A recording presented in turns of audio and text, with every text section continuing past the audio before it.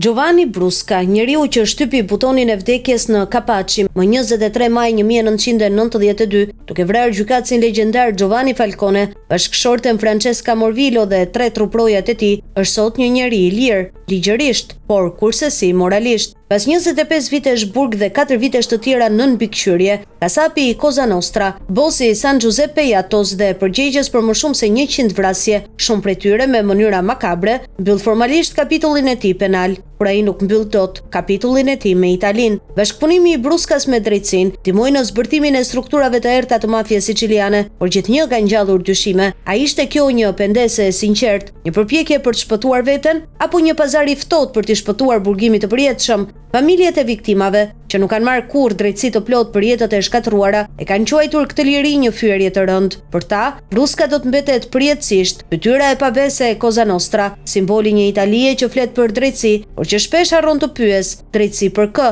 Lirimi i tij në vitin 2021 ndezi polemika në të gjithë vendin. Sot, me daljen përfundimtare nga kontrolli i shtetit, ai shëtit si qytetar i lirë në një vend që e kujton Falconen me bulevarde, memoriale e slogane, por që se ka zhdukur ende hijen e mafias nga rrënjët e saj. Në fund, ndoshta nuk është çështje ligji, por ndërgjegjeje, dhe ndërgjegja e një kombi nuk ka fat skadence.